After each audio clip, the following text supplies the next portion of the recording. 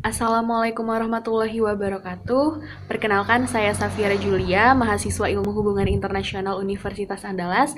Pada kesempatan kali ini, saya hendak mempresentasikan hasil penelitian saya yang berjudul Kepentingan Indonesia dalam Menyepakati Kerjasama IACPA atau Indonesia-Australian Comprehensive Economic Partnership Agreement. IACPA merupakan bentuk kerjasama ekonomi komprehensif yang lebih luas untuk mendorong kerjasama bilateral yang saling menguntungkan antara Indonesia dan Australia. Sebagai negara berkembang, Indonesia tentunya memandang penting akan kerjasama yang dilakukan dengan negara lain, terutama pada bidang ekonomi. Australia merupakan negara yang memiliki kedekatan geografis dengan Indonesia dan telah lama menjalin hubungan bilateral sejak kemerdekaan Indonesia. Keadaan perekonomian global juga memasuki fase yang tidak pasti, sehingga untuk meminimalisir ambiguitas dalam perekonomian dapat dilakukan dengan melakukan sebuah transformasi ekonomi agar dapat meningkatkan ekspor, impor, dan barang dan jasa, serta memperlebar keran penanaman investasi atau modal asing, serta pengembangan sumber daya alam. Dengan menyepakati kerjasama ekonomi komprehensif akan menjadi salah satu cara bagi Indonesia untuk melakukan transformasi ekonominya. Selanjutnya, neraca perdagangan antara Indonesia dan Australia mengalami defisit terus-menerus sejak tahun 2013 hingga 2019. Kondisi volume perdagangan Indonesia terhadap Australia cenderung fluktuatif dari tahun ke tahun, bahkan cenderung mengalami penurunan. Australia merupakan negara ke-11 tujuan ekspor Indonesia pada tahun 2019, namun sejak tahun 2013 hingga 2019, Indonesia terus-menerus mengalami defisit pada kinerja ekspor terhadap Australia. Bahkan total nilai perdagangan Indonesia menurun hingga 9,12% pada tahun 2018 dan 2019. Indonesia dan Australia telah bekerja sama pada kerjasama ekonomi ANZ-FTA, dan dari kerjasama tersebut hampir 90% produk Indonesia sudah memiliki tarif 0%, sehingga variabel tarif bukanlah hal utama yang menjadi penghambat perdagangan Indonesia dan Australia. Melalui kerjasama ANZ-FTA, hampir 90% produk dihilangkan variabel tarifnya. Namun hal tersebut tidak berlaku pada peningkatan kinerja ekspor Indonesia. Kondisi volume perdagangan Indonesia terhadap Australia cenderung fluktuatif dari tahun ke tahun, bahkan cenderung terus-menerus mengalami penurunan. Hal ini jelas menunjukkan bahwa variabel tarif bukanlah hal yang berpengaruh pada kinerja ekspor antara Indonesia dan Australia. Faktor penghambat perdagangan keduanya adalah dipengaruhi oleh faktor non-tarif. Selanjutnya, dengan penghilangan tarif impor dari Australia dan meningkatnya persen kepemilikan saham dikhawatirkan akan memperlebar defisit neraca perdagangan antara Indonesia dan Australia. Jika dilihat dari segi impor, justru lebih meningkat dibandingkan ekspor, sehingga jika dilakukan penghapusan tarif impor dari Australia pada kesepakatan IACPA, maka jumlah impor dari Australia akan semakin meningkat. Hal ini dikhawatirkan hanya akan menambah jumlah produk dari Australia di Indonesia dan akan mengancam pasar lokal. Pada segi investasi, Australia merupakan 20 negara besar yang menanamkan modalnya di Indonesia, namun tidak menjadi penanam saham yang terbesar. Pada perjanjian IACPA juga melakukan upaya peningkatan investasi dengan memberikan kepemilikan saham pada sektor pendidikan mencapai hingga 65%. Dengan begitu otomatis akan menaikkan juga dividen yang akan dibayarkan oleh Indonesia pada kemudian harinya. Tingginya dividen ini juga dikhawatirkan akan menjadi faktor defisit neraca perdagangan Indonesia dan Australia. Berdasarkan latar belakang tersebut, di sini terlihat bahwa terdapat beberapa kepentingan lain yang menjadi kepentingan Indonesia melalui kesepakatan IACPA ini.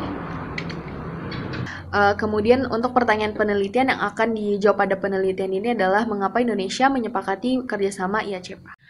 Pada penelitian ini menggunakan kerangka konseptual model aktor rasional oleh Allison, dan untuk model analisisnya seperti yang dipaparkan di slide. Hubungan bilateral antara Indonesia dan Australia sudah lama terjalin, bahkan sejak Indonesia meraih kemerdekaannya. Serta Indonesia dan Australia juga telah menjalin hubungan diplomatik yang dimulai sejak tahun 1949. Sejak awal, Indonesia dan Australia sudah memiliki hubungan yang sangat fluktuatif. Indonesia dan Australia memiliki hubungan yang berjalan tidak selalu stabil, bahkan perubahan kepemimpinan kedua negara juga mempengaruhi beberapa peristiwa yang menyebabkan hubungan keduanya menjadi naik turun. Oleh sebab itu, Indonesia dan Australia seringkali menghadapi pasang surut di dalam hubungan bilateralnya. Kerjasama IACPA mencakup 3 poin, yaitu momentum, kemitraan, dan mutual benefits. Yang pertama, momentum. IACPA akan mempermudah Indonesia dan Australia dalam membawa hubungannya kepada tingkat yang lebih tinggi. Kemitraan IACPA juga merupakan sebuah CEPA kedua yang disepakati setelah IJPA yang disepakati 10 tahun lalu. Melalui IACPA juga akan memudahkan Indonesia dalam berperan lebih dalam global value chain dan mempersiapkan diri dalam persaingan global. Yang kedua yaitu kemitraan. Melalui kerjasama IACPA adalah kerjasama yang berbeda dengan perjanjian perdagangan bebas atau FTA FTA lainnya. Kerjasama IACPA merupakan kemitraan komprehensif yang bukan hanya berisi perjanjian dalam perdagangan barang, jasa, dan investasi, namun mencakup pula kerjasama ekonomi yang lebih luas, misalnya seperti vocational education training, higher education, health sector.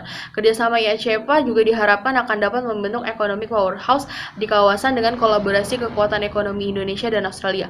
Yang ketiga yaitu mutual benefits. Prinsip dasar yang saling menguntungkan secara seimbang atau win-win solution merupakan prinsip dasar yang diangkat oleh Indonesia dan Australia dalam IACPA. Dengan begitu diharapkan melalui IACPA akan membantu mampu meningkatkan hubungan ekonomi Indonesia dan Australia dalam jangka waktu yang lama.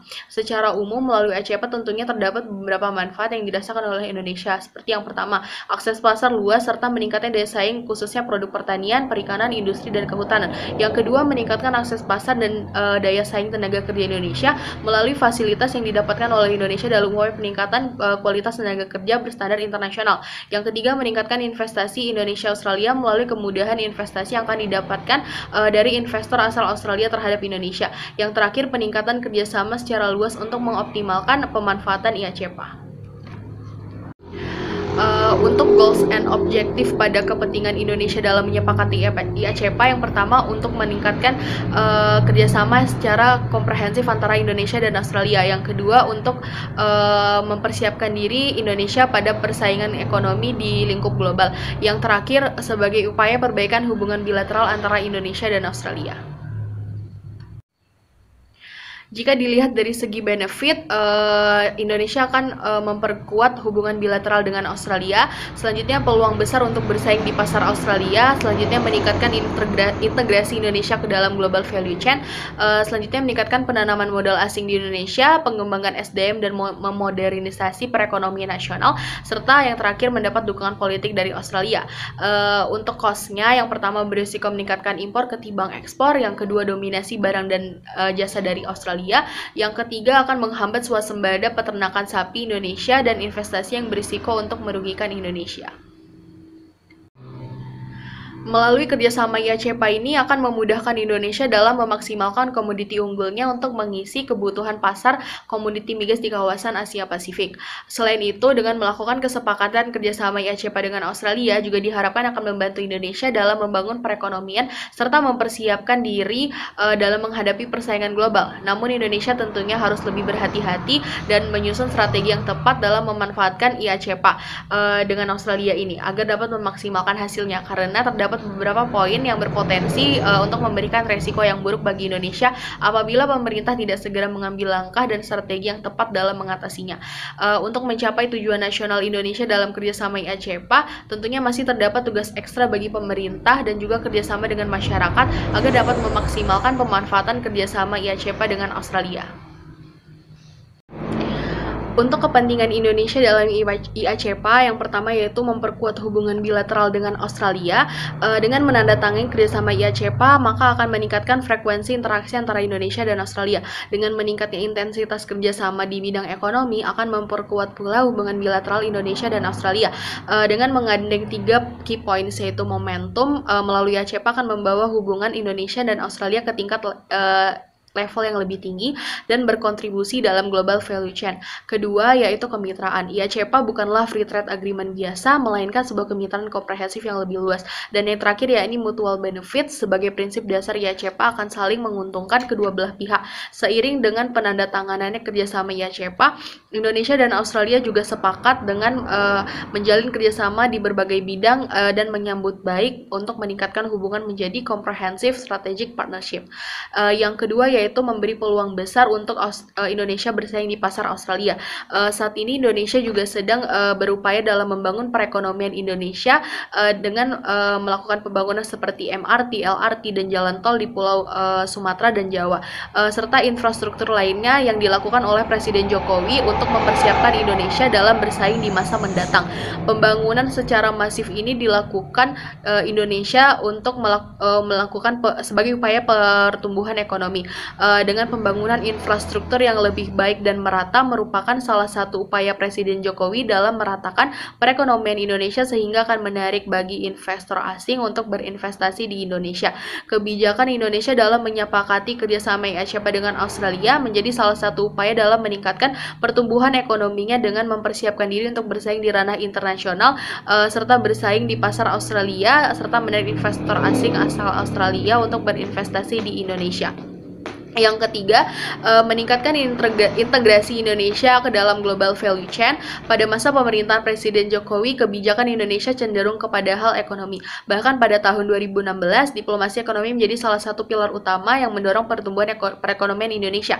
Melalui kesepakatan kerjasama IACP dengan Australia merupakan salah satu upaya Indonesia dalam mewujudkan diplomasi ekonomi Indonesia. Kerjasama IACP juga mengusung konsep economic powerhouse. Dengan begitu akan memberikan kemudahan dan perluasan akses pasar kepada Indonesia dan Australia untuk menjadi bagian dari global value chain dan meningkatkan penanaman modal asing Indonesia. Yang keempat yaitu meningkatkan penanaman modal asing di Indonesia. Dalam kerjasama IACP juga akan mendorong penanaman modal asing di Indonesia di sektor-sektor pendidikan tinggi, pendidikan kejuruan dan vokasi, pertambangan, rumah sakit, panti jompo, telekomunikasi, dan jasa profesional. Dengan penanaman modal asing di bidang pendidikan, kejuruan, dan vokasi ini akan meningkatkan kapasitas SDM Indonesia serta investasi di bidang energi dan transportasi yang akan mampu mendorong pembangunan infrastruktur Indonesia. Dan hal ini juga sejalan dengan tujuan nasional Indonesia pada masa pemerintahan Presiden Jokowi.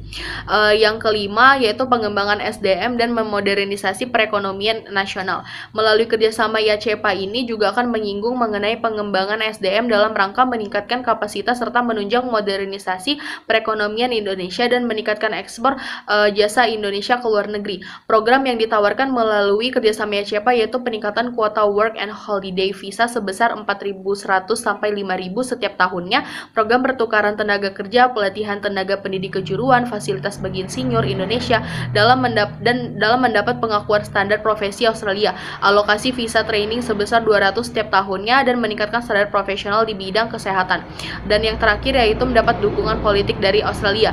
Seiring dengan penandatanganan kerjasama IACP, Indonesia dan Australia juga sepakat untuk meningkatkan kerjasama di berbagai bidang. Bahkan keduanya siap menyambut peningkatan hubungan dari comprehensive partnership menjadi comprehensive strategic partnership. Dengan peningkatnya hubungan diplomatik Indonesia dan Australia, maka akan berpeluang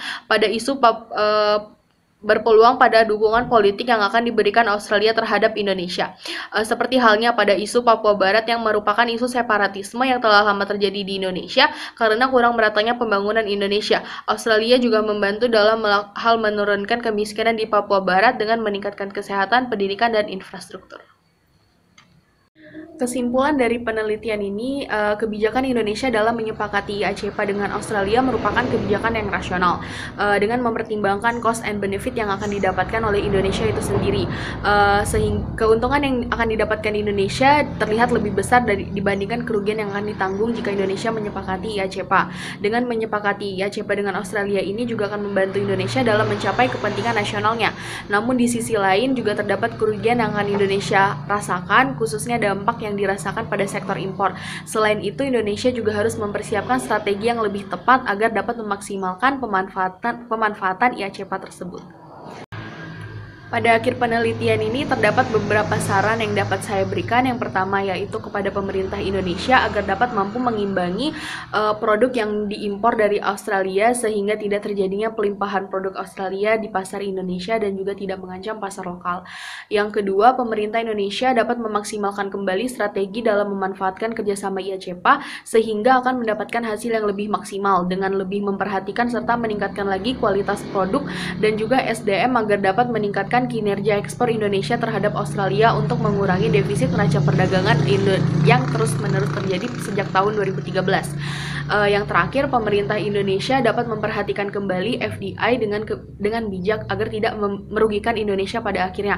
Karena apabila Indonesia memiliki jumlah saham yang lebih kecil dibandingkan Australia, berisiko perusahaan tersebut akan diakuisisi oleh Australia. Selain itu juga dengan kepemilikan saham yang lebih besar oleh Australia dikhawatirkan juga akan meningkatkan nilai dividen yang harus dibayarkan di kemudian hari dan akan memperlebar neraca perdagangan Indonesia dan Australia. Sekian presentasi dari saya mengucapkan terima kasih atas perhatiannya. Assalamualaikum warahmatullahi wabarakatuh.